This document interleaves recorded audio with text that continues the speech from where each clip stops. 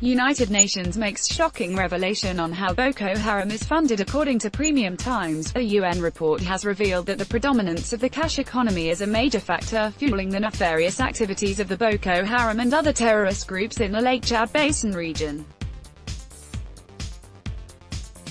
This was contained in the 22nd report of the Analytical Support and Sanctions Monitoring Team, pursuant to Resolution 2368/2017, concerning Islamic State in Iraq and the Levant, ISIL, Al-Qaeda and associated individuals and entities. The report identified extortion, charitable donations, smuggling, remittances and kidnapping as parts of ways Boko Haram is funded. The report was submitted to the Security Council Committee pursuant to Resolutions 1267, 1999, 1989, 2011, and 2253, 2015, concerning ISIL, Al-Qaeda and associated individuals, groups, undertakings and entities. The Boko Haram insurgency in northern Nigeria has caused over 100,000 deaths. The activities of the country's security forces have largely limited the terrorists to three northeast states of Adamawa, Borno and Yobe. Nigerian forces are also working with those of neighboring countries, Chad and Niger, in a multinational force to defeat the terrorists. In its report, the UN said the number of doctrinally based non-governmental organizations sending funds to local terrorist groups was growing, and member states were concerned that radicalization was increasing the threat level in the Sahel.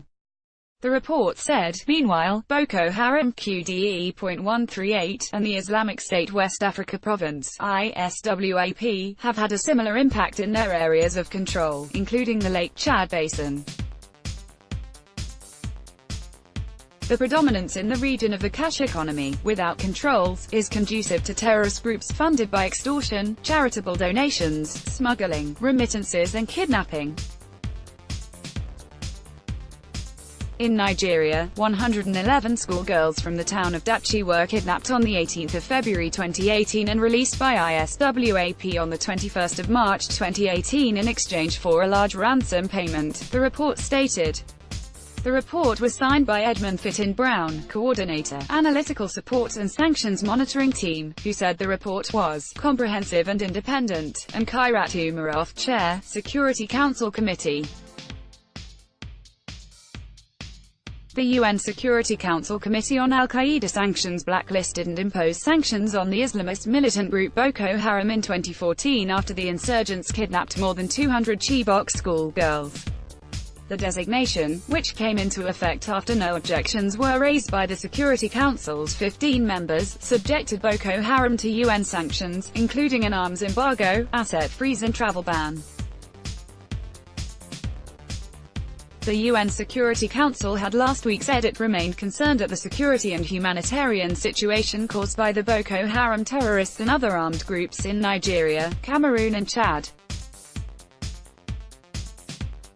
In a presidential statement, the 15-member body regretted that Central African countries were beset by ongoing terrorist activity, instability and the effects of climate change, and asked Secretary-General Antonio Guterres to review the work of the UN Regional Office for Central Africa, UNOCA, and recommend areas for improvement.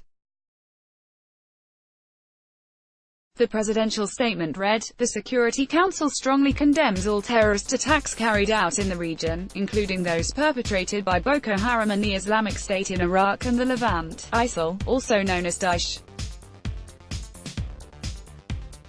These attacks have caused large-scale and devastating losses, have had a devastating humanitarian impact including through the displacement of a large number of civilians in Nigeria, Cameroon and Chad, and represent a threat to the stability and peace of West and Central Africa." The Council notes with particular concern the continuing use by Boko Haram of women and girls as suicide bombers, which has created an atmosphere of suspicion towards them and made them targets of harassment and stigmatization in affected communities, and of arbitrary arrests by security forces.